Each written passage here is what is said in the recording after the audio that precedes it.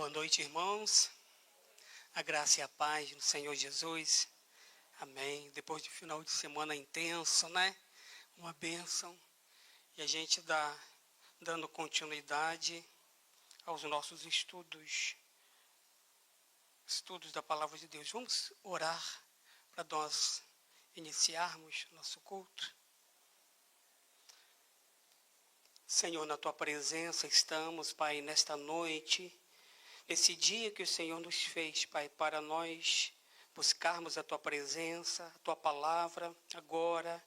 Venha, Senhor, no nome de Jesus, ministrar, venha impactar nossos corações com as Tuas verdades. Pai, no nome de Jesus, Pai, venha nos alinhar a Tua palavra, Senhor, a cada dia que possamos assim caminharmos.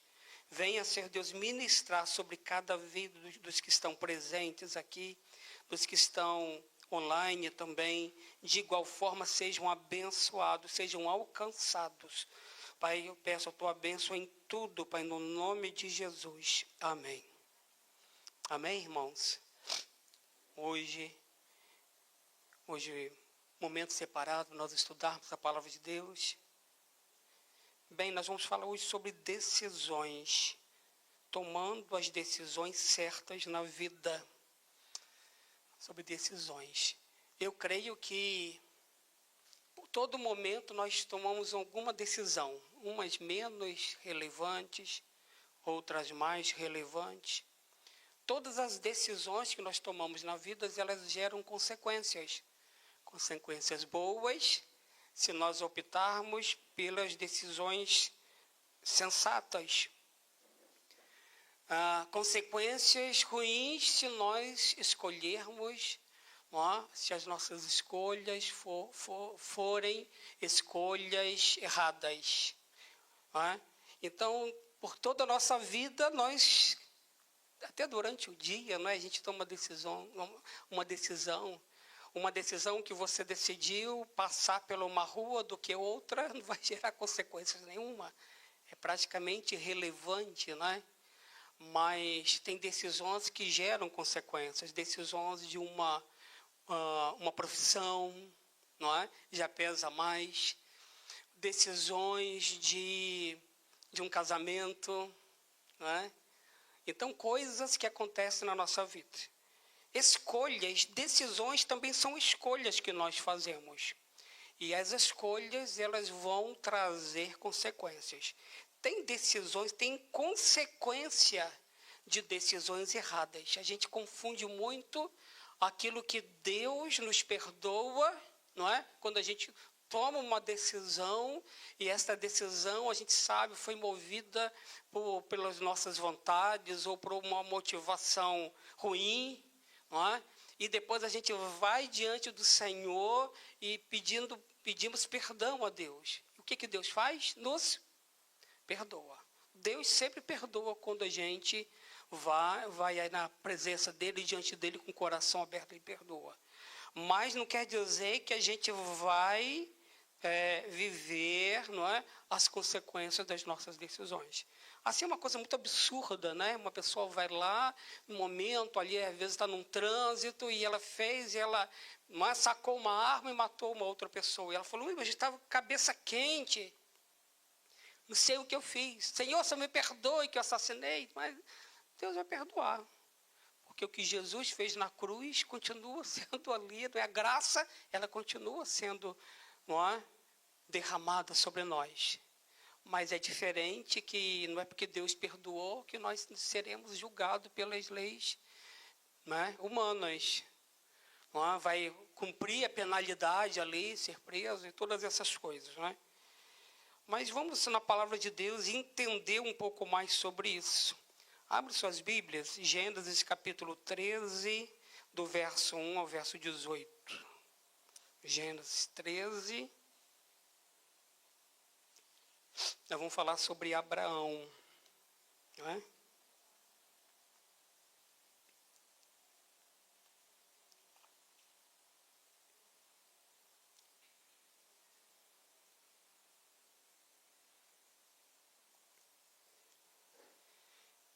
Uma das histórias mais conhecidas da Bíblia é de Abraão, Abraão, aquele homem que sai de Ur, depois de Ur, dos caldeus, ele vai para Harã. E quando ele está lá em Harã, era um homem próspero. Deus fala para ele o quê? Sai da tua terra, da tua parentela, e vai para um lugar que eu te mostrarei. E ele vai com mala, cuia, com esposa, com sobrinho, com o gado que tinha, com as riquezas que ele poderia levar em mãos, né, nos jumentos ali. E ele sai. E ele vai, não é? Deus vai direcionando, dobra por aqui, imagino, né? Vai para lá. E foi brilhante. Deus fez muitas promessas, que ele seria pai de multidões, ele seria uma bênção, ele seria um homem muito próspero. E ele vai confiando, crendo nessa palavra que o Senhor falou com ele. E ele vai, passa por várias cidades, por fim ele chega no Negueb. E quando ele chega lá, não é? Ele está debaixo de uma ordem. Ele está obedecendo, ele tomou a decisão certa. E por um momento a obediência também é um ato de submissão. Ele creu, um ato de dependência. Então ele estava alinhado com Deus.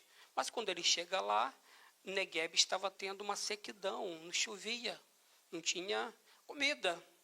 O certo era ele continuar. Se Deus falou que era ali que ele tinha que ficar, ele teria que ficar ali. Ele estava debaixo de uma ordem. Mas de um homem obediente, agora um homem desobediente. Um homem submisso, agora um homem insubmisso. Ele vai, não é, dar uma ajudinha ali, não é? Ele procura informações onde estava tendo fartura, comida, e ele vai para o Egito, não é? E ele vai agora, ele está debaixo, ele está fora da bênção. Ele está agindo em desobediência. Todas as decisões geram consequências, não é?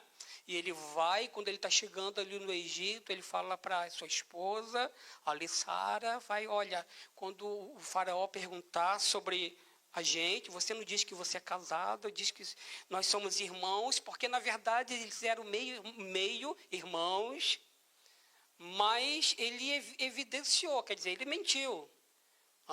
Ele mentiu, ele desobedeceu, não é? E ele parou lá e é bem provável, está implícito que Sara adulterou. Sara, não é, teve ali um caso com Faraó. E ele recebeu muitos bens. Leia aquela palavra que a gente sabe, aquela frase, não é? Pronta. Nem tudo que a gente recebe é bênção e nem tudo que a gente perde é maldição. Ele recebeu um montão de bens, não é? Bens, né? Ali, não é? Principalmente gado, essas coisas assim. E aparentemente poderia ser uma bênção, mas não foi. Ele recebeu servos. Foi no Egito que ele recebeu a serva egípcia, que ele depois teve o caso, que depois teve o filho Ismael, que gerou uma consequência terrível. Esta consequência pesa até hoje. São os árabes. Ismael, pai, olha só que coisas desastrosas. Olha as consequências. E vai Abraão, está debaixo agora, fora da bênção, está desobediente a Deus. Ele sai corrido porque os conselheiros, os magos de Faraó, falou para Faraó que eles tinham guias, não é? Esses guias nós sabemos que são demônios, e os demônios falou, na verdade, ele não é irmão, ele é o marido, porque Deus começou a pesar maldições lá no Egito. E o faraó foi buscar nos conselheiros, nos magos, por que estava acontecendo tanta desgraça. E a desgraça foi por causa de Abraão, que mentiu, que ele estava tendo um caso com Sara, não é? E estava acontecendo aquelas situações terríveis ali. E o faraó botou todo mundo para correr. E vai Abraão com todas as, abre aspas, as bênçãos que ele tinha. Não há servos, animais, gado, ele traz. Tudo fora da vontade de Deus. elas aparentemente são boas, mas na verdade elas vão cobrar da gente um preço alto, não é? Tudo que é bom tem que vir do Senhor. Até o não do Senhor é bênção, não é? Até o não de Deus é uma bênção. Quando Deus está falando não, você pode ter certeza que Deus está pensando no melhor. Quando Deus está dizendo espere, Deus também está dizendo o melhor, não é? Porque tudo que vem das mãos de Deus, nós como servos de Deus, irmãos, como filhos, como cristãos, a gente precisa viver diferente como o mundo vive. Como o mundo vive? As pessoas fazem as suas escolhas segundo os seus desejos. De Ló, da família dele, por causa de quê? De escolhas. Escolhas. E o que aconteceu com Abraão? Deus renovou com ele. Deus falou, não, você recalculei a rota da sua vida. Mas lá na frente a gente vai ver, por causa da serva que ele trouxe do Egito, ele poderia ter deixado essa serva lá. Mas trouxe essa serva, fez com que Sara, não é, falasse a Abraão, vai lá, eu não posso ter filho. Eu não vou poder te dar filho. Quer dizer, ela agiu como uma mulher incrédula. Deus tinha prometido um filho para ela, mas ela fraquejou. Mas pelo menos Abraão poderia dizer, não, mas Deus não falou. Abraão foi o quê? Esperto também, aproveitou a situação e teve um caso com a serva, com a escrava egípcia e gerou Ismael, aquele filho, pai dos árabes. Não é? Houve desavenças, né, de Ismael depois com Isaac, aquela coisa toda. Vocês leem toda a história e vocês vão entender o embrulho todo disso aí. Consequências erradas, decisões erradas, por aquilo que a gente deixa entrar na nossa vida, não é? Que não vem do Senhor. Não é? Não vem do Senhor. Não, por isso que vale a pena tudo na nossa vida a gente depender de Deus. Mas depender de Deus custa caro. Custa caro. Custa o quê?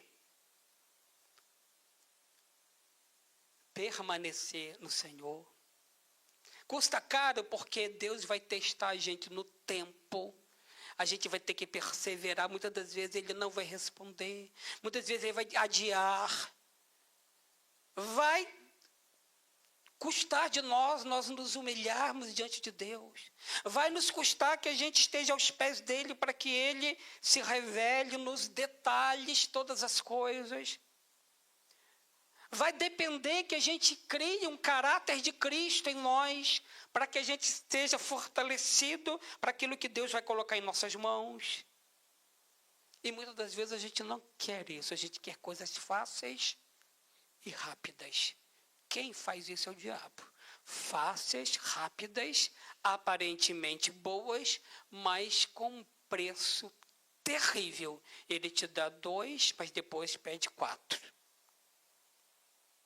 Ele te dá 5, mas depois ele vai tirar 20. Além do que te deu, que nem ele vai lá, ele tem legalidade. Todo mundo que se prostra ao diabo, o que é se prostrar? Ah, pastor, jamais vou me prostrar ao diabo. Mas é aquela decisão que você não dependeu de Deus. E o diabo soprou no seu ouvido. Quem que você submeteu? Ah, é o diabo? É o diabo. Diretamente você não se prostrou ao diabo, mas indiretamente você se prostrou. Porque Deus, você não quis depender de Deus. Você não quis se encher de Deus, você se encheu das coisas do mundo e as suas decisões foram pautadas dessas coisas do mundo. E quem que estava por trás jogando as iscas para você? Quem que estava soprando no seu ouvido todas aquelas coisas? Você não viu e não percebeu. Pensou que era do teu coração, foi o diabo. E você caiu, você fez tudinho o que ele quis. Então a quem você submeteu?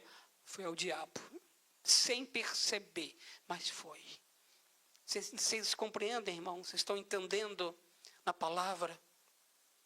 E eu vejo que muitas das vezes a gente sofre nós estamos sofrendo por essas decisões. Eu estou sofrendo por amor a Jesus. Não está, não. Porque amor a Jesus a gente sofre por perseguições, porque a gente está amando o Senhor, que a gente está testemunhando do Senhor, porque a gente está ali fazendo as escolhas, por Jesus está sofrendo essas perseguições. Aí sim, mas fora isso, irmãos, não. Fora isso, não. Fora isso, às vezes a gente está pagando por nós mesmos, por escolhas, por decisões. E a gente precisa ser uma geração. Nessa palavra, irmãos, por que a gente precisa? Por que a gente precisa? A gente vive tempo, a gente está vivendo tempos que, quanto mais as decisões foram fora da vontade de Deus, mais peso terá sobre nós. A gente precisa ser uma geração totalmente dependente do Senhor. Uma geração que se encha da palavra de Deus e fala: Senhor, forja meu coração, meu caráter. Eu tenho caráter de Cristo. Qual era o caráter de Cristo? O que Cristo escolheu do mundo? O que Jesus amou do mundo? Só pessoas. Só pessoas, mais nada. Jesus não pediu: eu quero uma mansão aqui em frente a Tiberíades. Eu quero uma casa, eu quero um palácio só para mim, pelo menos, né? Ele não pediu nada, não pediu roupa, não pediu nada. O que às vezes ele pedia a Deus era para o outro. Jesus, nós queremos te seguir. Não é? Jesus, vocês querem me seguir? Nem onde eu reclinar minha cabeça. Eu não tenho nem um travesseiro, eu não tenho nem uma cama, nem casa, nada. Vocês querem me seguir? Vocês estão querendo o quê? Levar vantagem? Que eu faça milagre todo dia para vocês, de pão? É isso? Eu não vim para isso, não. Não é esse pão que eu vim dar para vocês. A gente precisa aprender com esta palavra. Aprender com os erros e acertos. A gente precisa ser uma geração, não dá tempo, irmão, da gente ficar pagando consequências erradas. Sofrendo. E a gente priva tanta coisa na nossa vida. Deus tem que recalcular na rota, os nossos caminhos, porque a gente certos pesos que a gente vai ter que carregar. Senhor, me alivia. Senhor, eu vou carregar, vou te ajudar, vou carregar junto com você. Mas eu não vou tirar de você esse peso. Foi escolha sua.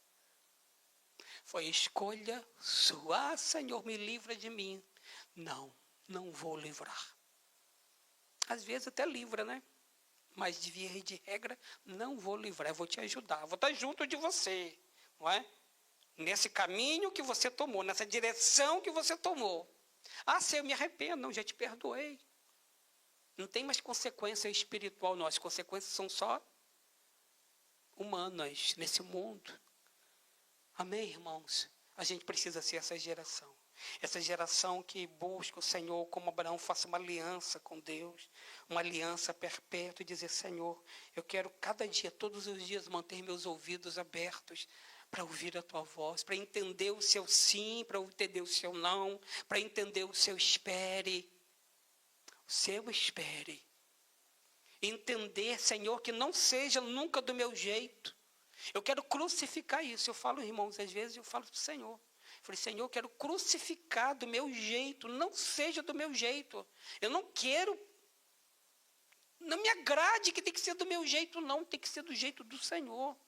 Mesmo que venha doer, mesmo que seja difícil para mim. Mesmo que eu não venha gostar. Mas eu não estou preocupado na minha vida que coisa que eu goste. Eu quero na minha vida o que é correto. Eu quero na minha vida que venha do Senhor.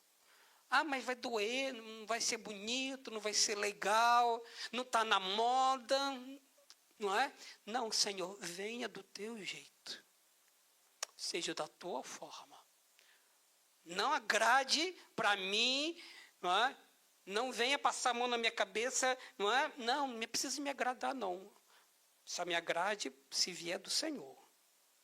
Se vem do Senhor, é aprovado pelo Senhor, vai gerar bênçãos, não é? Tem um texto lá em Filipenses que é muito interessante.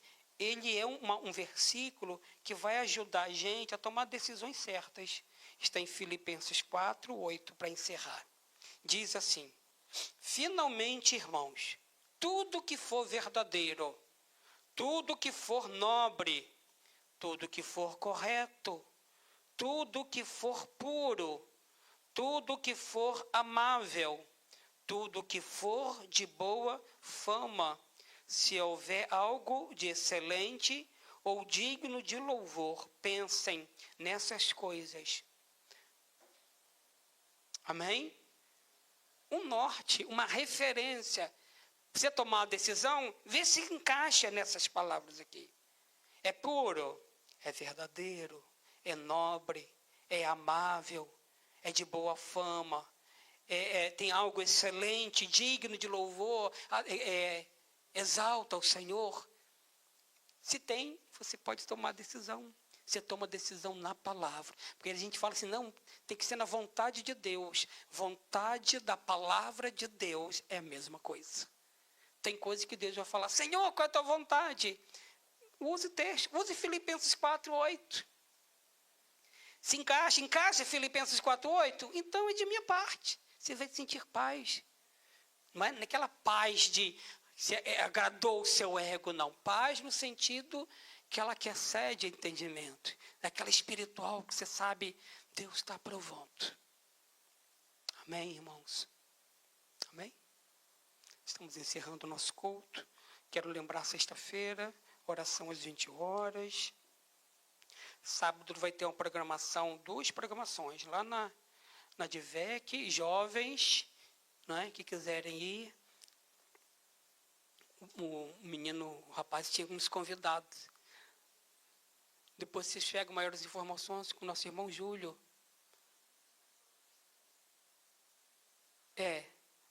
Tá.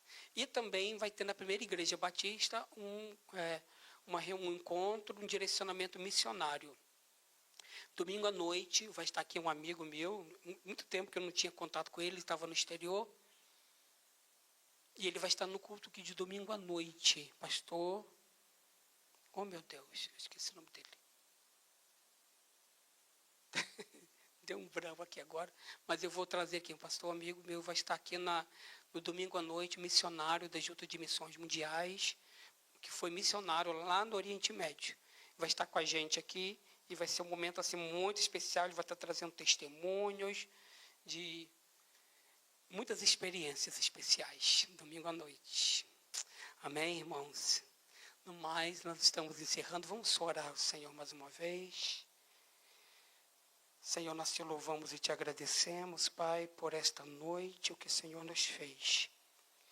Pai, venha marcar nosso coração, Pai. Venha encher nossa mente, nosso coração de sabedoria, de temor. Nos ajude para que possamos, sim, Pai, sempre tomando as decisões certas. Fazendo aquilo que é agradável ao Senhor, Pai. Abençoe a tua igreja. No nome de Jesus. Amém.